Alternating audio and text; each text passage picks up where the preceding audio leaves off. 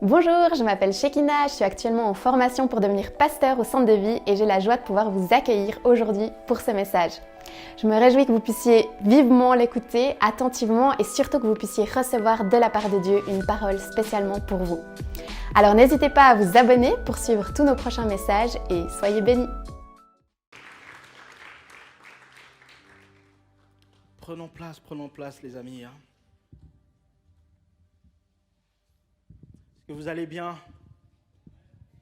Yes, j'aime la présence de Dieu. C'est pas fini, c'est pas fini. On va encore vivre un temps et un moment comme ça dans la présence de Dieu. Maintenant que le Seigneur libère des ministères, on ne peut plus s'arrêter. Il faut que la vie jaillisse à travers cette église. Ce n'est pas pour rien qu'on s'appelle le centre de vie. Ce matin, on continue sur cette série sur la parole de Dieu. Parlons bien, parlons Bible.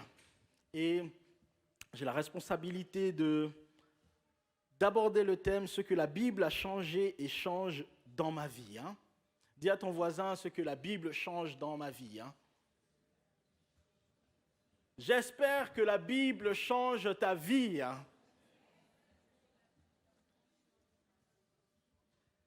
J'espère véritablement que la vie change ta vie, que la Bible change ta vie. Moi, pour ma part, elle a véritablement changé ma vie. Et c'est ce qu'on va un petit peu échanger ce matin. Par contre, je vais un peu veiller à la manière dont je prêche, puisque j'ai vu apparemment qu'on peut faire l'objet d'un mème sur les réseaux sociaux, à sa manière de prêcher. Donc, je vais essayer de rester un peu plus par là pour essayer de ménager Enoch. Mais ce matin, j'ai vraiment à cœur de vous partager ce que la Bible a changé dans ma vie et ce qu'elle peut changer. Premièrement, la Bible change mes relations. Dis à ton voisin, la Bible change mes relations. Avez-vous déjà entendu parler de la fenêtre de Johari? Pour ceux qui ont fait un petit peu des cours de leadership, de management, ils ont certainement entendu parler de la fenêtre de Johari. C'est un peu une fenêtre qui met en lumière plusieurs côtés de notre personnalité.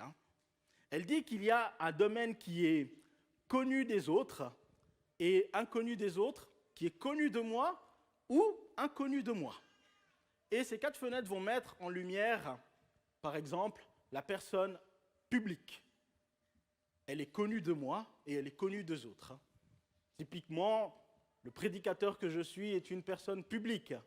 Vous le connaissez, je le connais aussi par la grâce de Dieu. Mais il y a la personne privée. Il y a une dimension de moi que vous ne connaissez pas, mais que moi je connais, et que mes proches connaissent un petit peu plus. Il va y avoir la tâche aveugle. Ça va être un domaine que les autres connaissent de moi, mais que moi je ne connais pas. Souvent, peut-être les gens vont remarquer soit des tics verbales, des tics du langage, des mimiques, des choses peut-être que moi je ne suis pas conscient, que je ne vois pas, ou même des traits de caractère que je n'ai pas l'impression d'avoir, mais que les autres remarquent. J'ai souvent remarqué que les colériques ne se rendent pas compte qu'ils sont vraiment colériques. C'est bien souvent les autres qui en font les frais. Et il y a un autre domaine qui, lui, reste souvent inconnu de moi et des autres. Et moi, j'ai l'impression que ce domaine-là, c'est la part spirituelle, c'est la part prophétique que Dieu connaît et souhaite également révéler. Mais ce qui est fort dans cette fenêtre de Johari, c'est qu'elle va mettre en lumière 4 traits de notre personnalité un petit peu différentes. Et j'aime ce passage dans la Bible, dans Jean 8, 32, qui nous dit « Vous connaîtrez la vérité et la vérité vous rendra libre. » Pourquoi est-ce que je prends ce passage-là? C'est que le but du Seigneur, c'est de révéler la vérité en nous. Et la différenciation entre ces 4 différents traits de personnalité qu'on a, c'est qu'il y a souvent un manque de vérité. Le but et l'objectif du Seigneur, c'est que nous devenions une personne qui ne fait que un. Que votre personne publique, votre personne privée ou même votre tâche aveugle ne soit qu'un. Je vous donne un exemple. Et ça, souvent, c'est un petit peu ma hantise. C'est que la personne publique que je suis, je dis hypothétique, hein, s'il arrivait qu'on m'acclame, qu'on me fasse des éloges, ce qui arrive très très souvent par ailleurs, mais s'il arrivait qu'on me fasse des éloges, qu'on mette en lumière la personne publique, je souhaite que la personne privée agisse de la même manière qu'on perçoit la personne publique. Et ça a été le grand problème de beaucoup de personnes, de beaucoup même de gens dans le ministère, des stars, ainsi de suite. C'est qu'on trouve souvent un décalage entre leur personne privée, donc le domaine qui n'est pas connu des autres, et l'aspect qui est connu des gens. Et ce que le Seigneur veut amener à travers notre caractère, et c'est ça que la Bible change premièrement dans nos relations, c'est une réconciliation avec nous-mêmes, c'est une réconciliation avec les autres, et c'est une réconciliation avec lui, pour qu'il y ait de la cohérence dans nos relations et dans chaque aspect relationnel. Je suis qui je suis à l'église, je suis qui je suis à la maison, je suis qui je suis au travail, j'ai la même personnalité. C'est la première chose que la Bible va changer, c'est amener de la vérité et une vérité qui nous rend libres dans notre personnalité. Deuxième chose que la Bible change ma santé. La Bible change ma santé. Il y a bien des domaines sur lesquels on peut parler au niveau de la santé, mais moi j'ai envie de m'attarder un petit peu plus sur la santé mentale et vous partager un peu plus sur mon témoignage à moi. J'avais préparé des belles illustrations, mais malheureusement, je les ai envoyées un peu trop tard. Donc, je vais utiliser votre imagination ce matin. À la maison, j'ai un jeu vidéo. Je ne joue plus trop aux jeux vidéo, j'en ai beaucoup joué pendant mon adolescence. Mais à la maison, j'ai un jeu vidéo encore, un jeu de PlayStation 4. Il se trouve que j'ai prêté ma PlayStation 4 à Jonathan depuis un petit moment. J'espère que tu en profites, d'ailleurs. Même pas. Bon, voilà. En vrai, ce jeu qui est à la maison, il ne me sert pas à grand-chose. Parce que tant qu'il n'a pas un support, tant qu'il n'a pas une PlayStation pour pouvoir être lu, il n'est qu'un CD banal qui ne sert pas forcément à grand-chose, si ce n'est à décorer ma bibliothèque. Mais dès le moment que je me saisis de ce jeu et que je le mets dans le support, il a la capacité de créer et d'ouvrir sur un autre monde. Peut-être un monde digital, un monde du jeu vidéo, mais il ouvre sur une autre réalité. Et ce que j'ai réalisé, moi, pour ma part, c'est que humainement, d'un point de vue santé mentale, on est un petit peu comme ce CD, c'est-à-dire on a besoin d'un support qui puisse nous lire.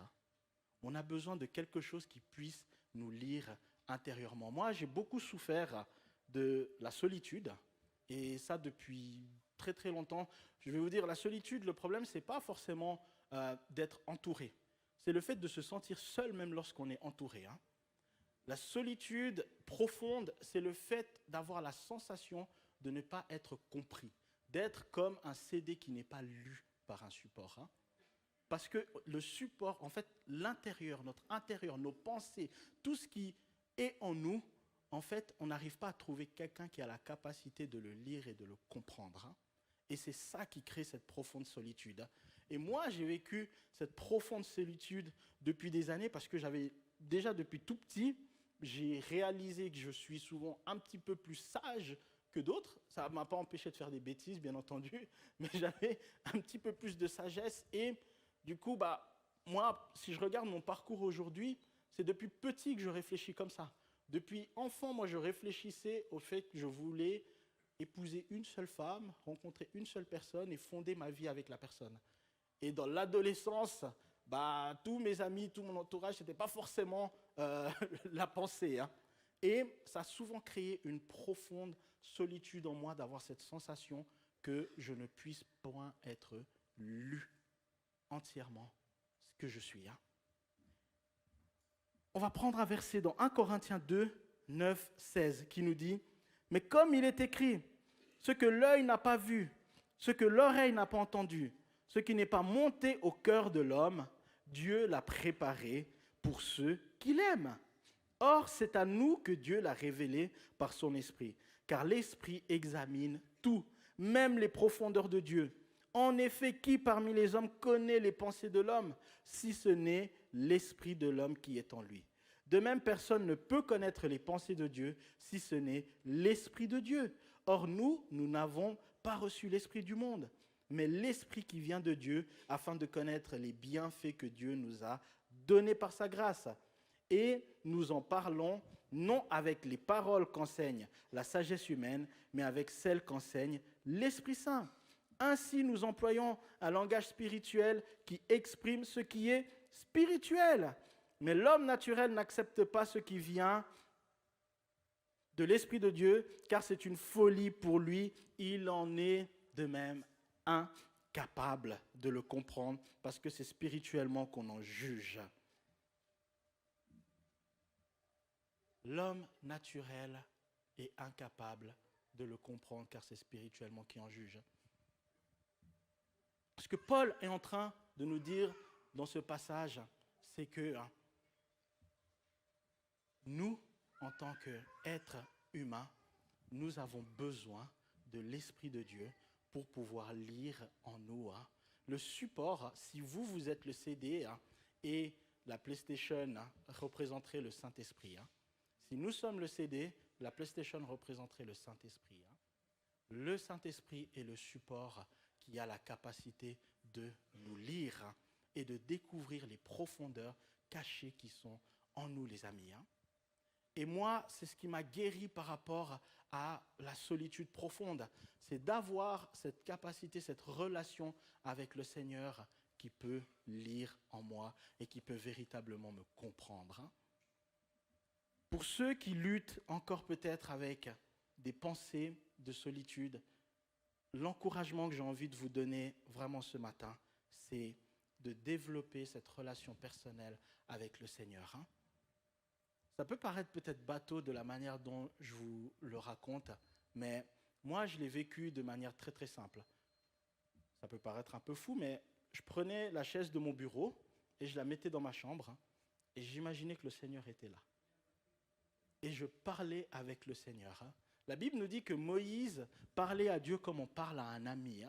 Et je me suis exercé à parler à Dieu comme on parle à un ami.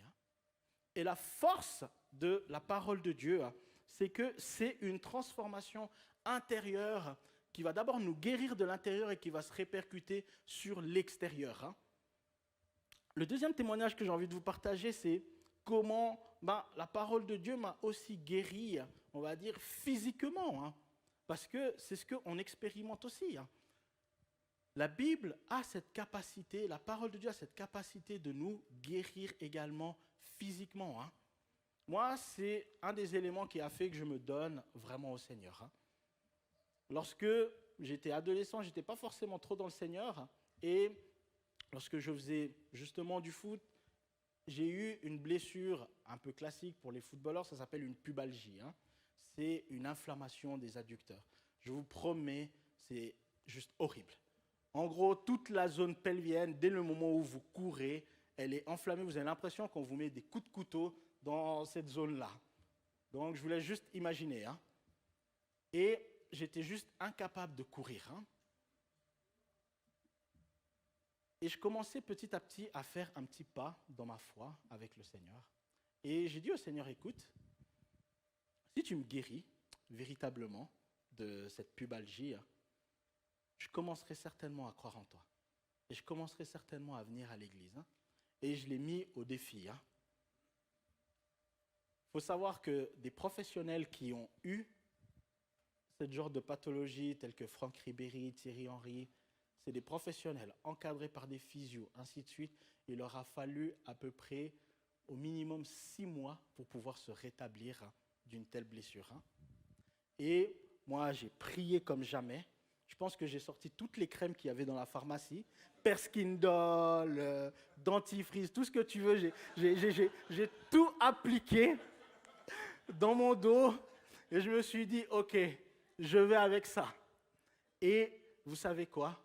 J'ai réussi à tenir 90 minutes de jeu. J'ai joué tout le match en entier. Hein. Et depuis ce jour, je n'ai plus jamais ressenti aucune douleur. Hein.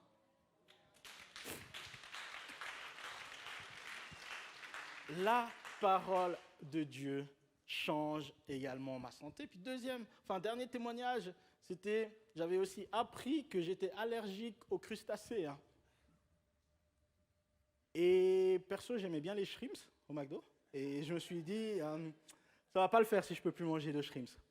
Et du coup, j'avais entendu un homme de Dieu qui prêchait dans les enseignements que je regardais, qui parlait fortement de la guérison. Après, je ne conseille pas de faire, tout dépend de votre foi. Mais moi, j'ai eu la foi. J'ai dit, Seigneur, aujourd'hui, soit ma foi va me tuer, soit elle va être véridique. Et j'ai pris un sachet de crevettes, j'ai cuit ça et tout, à midi. Et puis, j'ai mangé tout le plat de crevettes et je suis allé dans la forêt courir. Et là, pendant que je courais, je vous dis, j'avais des bouffées de chaleur. J'étais là, Seigneur, soit maintenant tu me guéris, hein, ou soit ma foi va me tuer. Hein. Et à la fin de la course, rien ne s'est passé. Je suis retourné chez le médecin et il m'a dit, mais c'est étrange. Quelques semaines avant, j'avais fait le test et puis on voyait que j'avais justement des allergies. Hein. Et il m'a dit, mais c'est comme s'il y a quelque chose qui a changé. En tout cas, je ne détecte plus d'allergie. Et depuis ce jour, je mange des crevettes et je suis guéri. Hein. La parole de Dieu change ma santé. Hein. 3, la parole de Dieu change mes ressources. La parole de Dieu change mes ressources. Cette illustration, j'aime bien.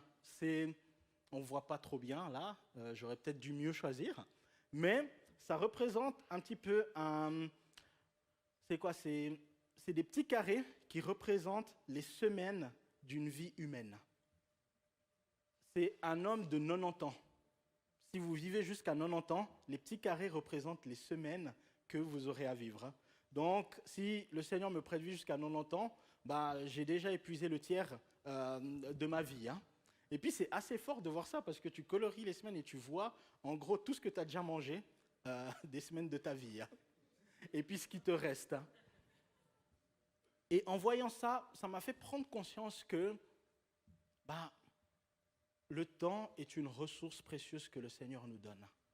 Je ne sais pas si certains d'entre vous, vous êtes parfois nostalgiques. Moi, perso, quand j'entends certaines musiques, je vois certains films, je suis nostalgique d'une certaine époque. Je me dis, purée, si on pouvait voyager dans le temps, j'aimerais trop retourner à ce moment-là, au moment où j'ai fait cette blague, au moment où j'ai fait tout le monde. À tel moment, j'aimerais tellement retourner. Mais je me suis rendu compte que le temps est une ressource précieuse. Notre temps et notre argent, ce sont des ressources précieuses. Et la question que j'aimerais nous poser ce matin, c'est est-ce que nous sommes conscients que ce sont des ressources? Et si ce sont des ressources, comment est-ce que nous gérons cela? Sommes-nous des bons gestionnaires ou nous sommes des mauvais gestionnaires? Parce que pour ça, je suis sûr qu'on rendra compte à Dieu. La parole de Dieu nous dit, ce sera en effet pareil au cas d'un homme qui, partant pour un voyage, appela ses serviteurs et leur remit ses biens. Il donna 5... Je vais lire là, tu peux mettre à l'écran, comme ça je lis là, c'est mieux. Non, je lis là, je préfère la version ici. Hein. Il donna 5 sacs d'argent à l'un d'eux, à l'autre et un troisième, et au troisième, à chacun selon sa capacité. Puis il partit aussitôt. Celui qui avait reçu les 5 sacs d'argent s'en alla travailler avec eux et gagna 5 autres sacs d'argent.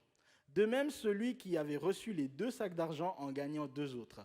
Celui qui n'en avait reçu qu'un seul alla creuser un trou dans la terre et cacha l'argent de son maître.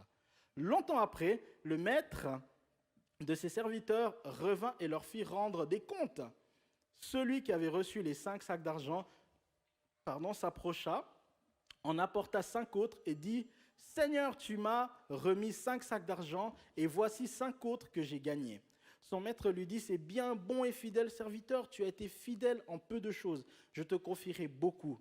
Viens partager la joie de ton maître. » Celui qui avait reçu les 2 sacs d'argent s'approcha aussi et dit, « Seigneur, tu m'as remis 2 sacs d'argent et voici 2 autres sacs que j'ai gagnés. » Son maître lui dit, « C'est bien, bon et fidèle serviteur, tu as été fidèle en peu de choses, je te confierai beaucoup. Viens partager la joie de ton maître. » Celui qui n'avait reçu qu'un sac d'argent s'approcha ensuite et dit, « Seigneur, je savais que tu es un homme dur, tu moissonnes où tu n'as pas semé et tu récoltes où tu n'as pas planté. J'ai eu peur et je suis allé cacher ton sac d'argent dans la terre. Le voici, prends ce qui est à toi. » Son maître lui dit, « Serviteur mauvais et paresseux, tu savais que je moissonne où je n'ai semé et que je récolte où je n'ai pas planté. Il te fallait donc mettre mon argent au banquier et à mon retour, j'aurais retiré ce qui est à moi avec un intérêt. Prenez-lui donc le sac et donnez-le à celui qui a les 10 sacs d'argent. En effet, on donnera à celui qui a et il sera dans l'abondance, mais à celui qui n'a pas, on enlèvera même ce qu'il a. Quant au serviteur inutile, jetez-le dans les ténèbres extérieures. C'est là qu'il y a des pleurs et des grincements de dents. » Matthieu 25, 14, 30. La parole de Dieu change mes ressources. Ici, on voit un maître qui a donné des ressources à ses serviteurs. Et on voit qu'il y a un serviteur. En plus, ce qui est fort, c'est que la Bible nous dit qu'il a donné à chacun selon sa capacité. Et on voit qu'un serviteur a doublé carrément ce qui lui a été donné. L'autre également. Et l'autre se dit, bon, mon maître, il est assez colérique comme gars, donc je vais faire en sorte de cacher cet argent. Comme ça, au moins, j'aurais rien perdu et j'aurais pris aucun risque. Réalisons si nous sommes dans une des 3 attitudes. Est-ce qu'on est plutôt comme le premier, c'est-à-dire je réalise que le Seigneur m'a donné du temps précieux et je le maximise, j'en prends soin et je m'organise en conséquence. Le Seigneur m'a donné aussi des ressources financières et de quelle manière est-ce que je les gère? Ou est-ce que c'est plutôt comme l'autre? Parce que je me pose la question, mais au moment où il a caché, qu'est-ce qu'il a fait pendant tout ce temps? Parce que les autres, ils ont été pour travailler, ils ont été pour essayer de faire doubler l'argent, mais lui, pendant tout ce temps, il a juste posé l'argent. Qu'est-ce qu'il a fait pendant tout ce temps-là?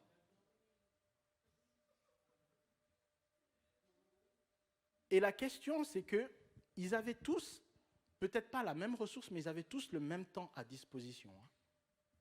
Parce que chacun a eu selon sa capacité. Et ma hantise, c'est de me dire, mais imaginez, j'arrive à la fin. Moi, j'ai toujours imaginé un petit peu la fin des temps comme ça, un peu comme des Oscars célestes, tu vois, où il y a des récompenses qui vont être données. Et ma hantise, c'est cela, c'est on est en train de décrire une personne. On est en train de dire, oui, alors, un héros de la foi. Il a été un prédicateur extraordinaire. Il a fait des villes et des nations. Il a guéri, il a fait ceci, il a fait cela, et tout ça. Et puis moi, je suis là en train d'applaudir et tout. Je dis, purée, mais ce gars-là, il est génial et tout. Et tout d'un coup, on me dit, ce serviteur-là se prénomme Haris Diengo Londala. Je dis, mais moi, j'ai fait tout ça. On parle véritablement du même Haris qui a fait tout ce genre de choses. Et là, le Seigneur vient me dire, c'est les projets que j'avais préparés pour toi, que tu étais censé faire. Mais tu as plutôt caché le talent sous terre et tu as procrastiné. Mais voici la réalité. C'est ce que tu étais appelé à devenir. Et ça, je vous dis, c'est ma hantise. J'aimerais pas arriver au ciel et que le Seigneur me fasse rendre compte que j'ai totalement manqué ce pourquoi j'ai été appelé et puis placé sur la terre. Et c'est pour ça, les amis, que à travers la parole de Dieu, nous devons apprendre comment gérer nos ressources est notre temps, les amis. Combien de temps te reste-t-il? Comment est-ce que tu le gères? Comment est-ce que tu le maximises? Les ressources que Dieu met à ta disposition, fais-tu preuve de générosité ou non? J'ai réalisé une chose par rapport à la générosité, c'est qu'elle ne dépend pas des ressources que je possède. Ma générosité dépend de mon état de cœur et de la confiance que j'ai avec celui qui pourvoit. Pourquoi j'ai réalisé ça? Parce que bien souvent, j'ai réalisé que il y a eu des moments où financièrement, ce n'était pas forcément le top, c'était plus la galère pour moi. Et dans ces moments-là, j'avais des amis qui me demandaient de leur prêter de l'argent. Et j'ai toujours pris ça comme une manière de Dieu de mettre à l'épreuve mon cœur. Et dans ma pensée, ça a toujours été ça. Seigneur, je suis prêt à lâcher cet argent parce que je sais que c'est toi qui pourvois. Si tu me demandes de donner 100 ou 200 à tel ami, je sais que c'est parce que tu me rendras, voire même au centuple.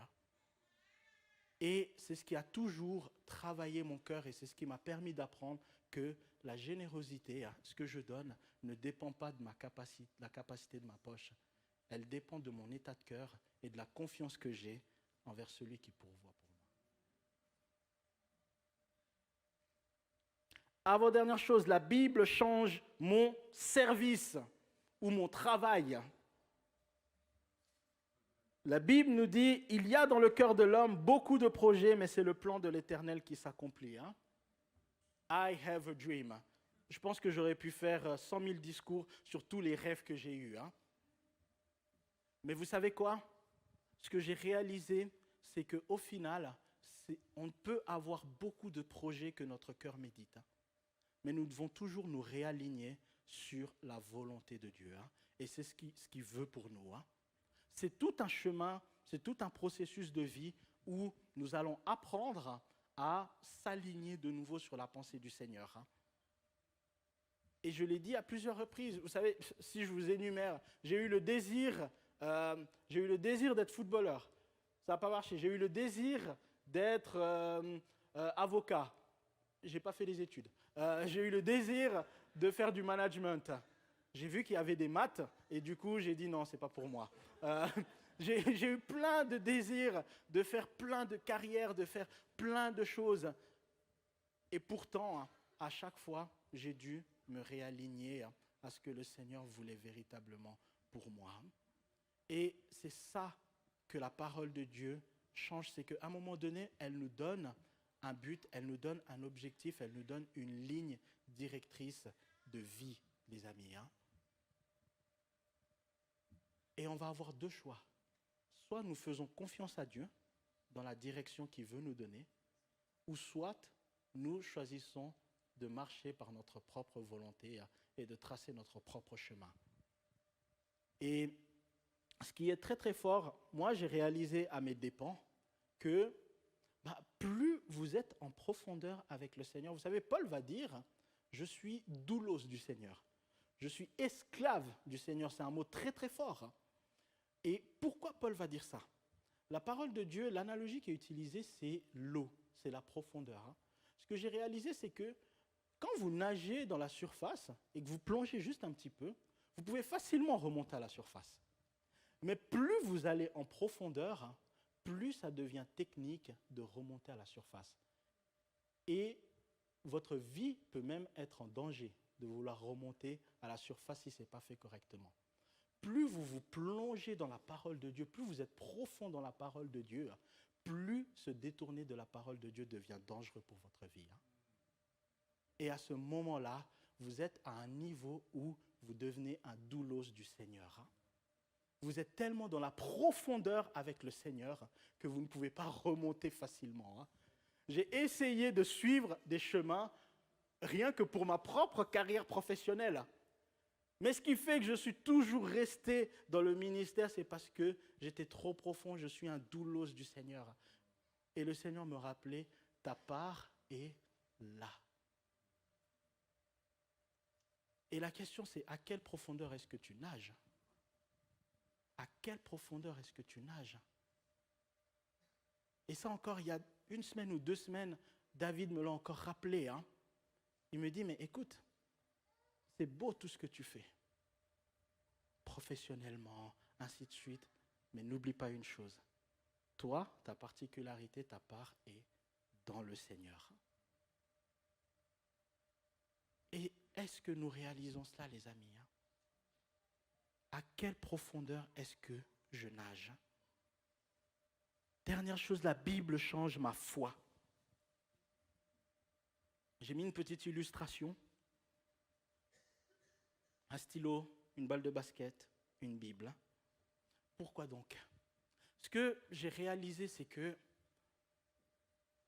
ce stylo que vous voyez dans les mains de J.K. Rowling ou de John Maxwell ou de Jean-Jacques Rousseau, qui vous voulez, ce simple stylo a la capacité d'écrire des best-sellers. Cette balle de basket qui semble juste anodin, dans mes mains, elle ne vaut pas grand-chose. Mais dans les mains de Michael Jordan, ça vaut des millions.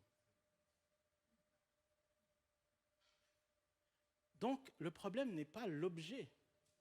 Le problème, c'est dans les mains de qui est-ce que cet objet est. J'ai entre mes mains la parole de Dieu. Le problème n'est pas la Bible. C'est dans les mains de qui est-ce qu'elle est. Et qu'est-ce qu'elle a la capacité de faire? Si une balle de basket a la capacité de faire de Michael Jordan un champion, imaginez ce que la Bible, si je suis assidu et je la prends au sérieux, a la capacité de faire de moi.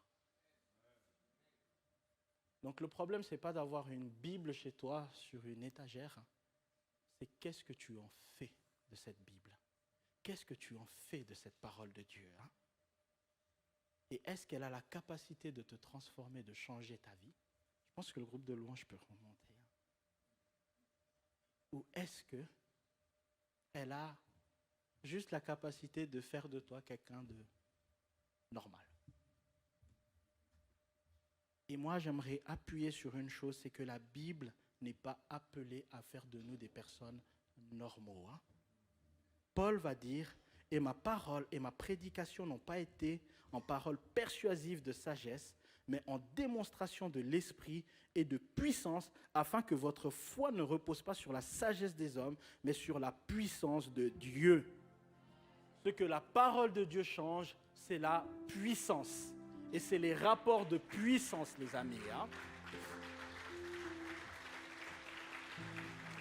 Pourquoi est-ce que je vous dis cela? Et je veux clôturer avec ça. J'ai compris que la parole de Dieu changeait les rapports de puissance de cette manière. Je vous l'ai déjà peut-être raconté et je me réjouis qu'un jour, Carmélis vous le raconte vraiment beaucoup plus en profondeur parce que c'est un véritable témoignage. Quand on était fiancés, on se rend devant le médecin et le médecin nous apprend que Carmélis souffre d'une endométriose. Et il remet en question notre capacité un jour à fonder une famille. Et moi, j'étais plus que abattu. Et j'ai eu l'impression que c'était la fin. Mais là, Carmélis me regarde et elle me dit, le Seigneur ne nous a pas oubliés. Cette parole m'a donné une telle force et j'ai dit, c'est vrai, j'ai la parole de Dieu entre mes mains. J'ai la puissance de Dieu. On va se baser là-dessus. Et là, quelques années plus tard, on tente d'avoir notre premier enfant. Malheureusement, par la grâce de Dieu, ça se solde par une fausse couche. Et on pleure, on était abattus dans notre appartement. On est juste en train de louer Dieu et de le remercier. Et on dit, Seigneur, s'il y a une cause spirituelle à ça, révèle-le nous maintenant. Si c'est naturel, que toute la gloire te revienne. Mais s'il y a une cause spirituelle, tu nous le révèles maintenant. Et nous avons un ami qui est un véritable prophète. On prie avec lui et il y a une révélation. Comme quoi, les amis, c'était une cause spirituelle. Il y avait un décret, je ne vais pas m'attarder sur ce que c'est. Je pense qu'un jour, un mercredi, dans Oxygène, on pourra parler plus que c'est un décret. Mais il y avait un décret sur la vie de mon épouse.